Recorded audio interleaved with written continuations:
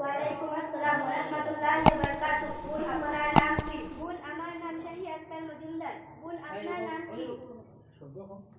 বোন আমার নাম সাদিয়া বেগম লস্কর। বোন আপনি কোথা থেকে এসেছেন এবং কেমন আছেন? বোন আমি রাজ্য সরকার ঈদগাহ সবাহি মক্তব থেকে এসেছি।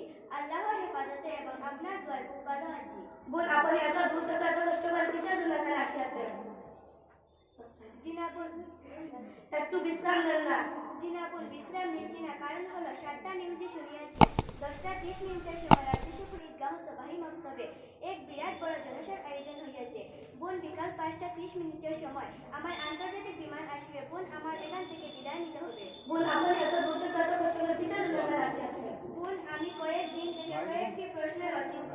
বোন আমার মনে হচ্ছে রাজ্য সরকার ঈদগাহ সবাহি মক্তবে গেলে আমার প্রশ্নগুলি উত্তর পাবো, এর কারণে বোন আমি এখানে আসিয়াছি। হ্যাঁ ইনশাআল্লাহ বোন, আমি আপনার প্রশ্নগুলির উত্তর সঠিকভাবে দিতে পারবো কি পারবো জানি না।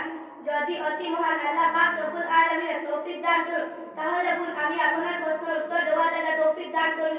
সুবহানাল্লাহ। বোন তোমার প্রথম প্রশ্ন কি? হ্যাঁ ইনশাআল্লাহ বোন, আমার প্রথম প্রশ্ন হলো কিয়ামতের দিন সর্বপ্রথম কে কবর হইতে উঠিবেন? হ্যাঁ ইনশাআল্লাহ বোন, তোমার প্রথম প্রশ্নের উত্তর হলো কিয়ামতের দিন সর্বপ্রথম কবর হইতে উঠিবেন হযরত মুহাম্মদ সাল্লাল্লাহু আলাইহি সাল্লাম। আলহামদুলিল্লাহ বোন, আমি আমার প্রথম প্রশ্নের উত্তর শুনিয়া খুব সন্তুষ্ট হলাম। সুবহানাল্লাহ বোন, তোমার দ্বিতীয় প্রশ্ন কি? হ্যাঁ ইনশাআল্লাহ বোন, আমার দ্বিতীয় প্রশ্ন হলো উম্মতের মধ্যে কে সর্বপ্রথম জান্নাতে প্রবেশ করিবেন? হ্যাঁ ইনশাআল্লাহ বোন, আমার দ্বিতীয় প্রশ্নের উত্তর হলো উম্মতের মধ্যে জান্নাতে সর্বপ্রথম প্রবেশ করবে হযরত আবু বকর সিদ্দিক। আলহামদুলিল্লাহ বোন, আমি আমার দ্বিতীয় প্রশ্নের উত্তর শুনিয়া খুব সন্তুষ্ট হলাম। সুবহানাল্লাহ বোন, তোমার তৃতীয় প্রশ্ন কি? হ্যাঁ ইনশাআল্লাহ বোন, আমার তৃতীয় প্রশ্ন হলো নিয়ত অন্তর কি? নিয়ত মুখে বলা কি? হ্যাঁ ইনশাআল্লাহ বোন, তোমার তৃতীয় প্রশ্নের উত্তর হলো নিয়ত হচ্ছে অন্তরের ইচ্ছা করাকে নিয়ত বলে। তবে নামাজের নিয়ত মুখে বলা মুস্তাহাব, তবে মুখে না বলিলে নামাজের কোনো ক্ষতি হইবে না। যেমন কেউ ফজরের নামাজ পড়তে হলে এভাবে ইচ্ছা করিবে যে আজকে 2 রাকাত ফরজ বা সুন্নাত পড়িতেছি। আলহামদুলিল্লাহ বোন, আমি আমার তৃতীয় প্রশ্নের উত্তর শুনিয়া খুব সন্তুষ্ট হলাম। সুবহানাল্লাহ বোন, তোমার চতুর্থ প্রশ্ন কি? হ্যাঁ ইনশাআল্লাহ বোন, আমার চতুর্থ প্রশ্ন হলো কোন কোন নামাজ রক্তে পড়িতে না পারিলে কজা করা ফরজ ও ওয়াজিব? হ্যাঁ ইনশাআল্লাহ বোন, তোমার চতুর্থ প্রশ্নের উত্তর হলো ফরজ নামাজ এবং দ্বিতীয় নামাজ রক্তে পড়িতে না পারিলে কজা করা ফরজ ওয়াজিব, কিন্তু জুম্মার 2 রাকাত ফরজ নামাজ পড়িতে না পারিলে জোহরের 4 রাকাত ফরজ পড়িতে হয়। সুবহানাল্লাহ বোন, আমি আমার চতুর্থ প্রশ্নের উত্তর শুনিয়া খুব সন্তুষ্ট হলাম। সুবহানাল্লাহ বোন, তোমার চতুর্থ প্রশ্ন কি?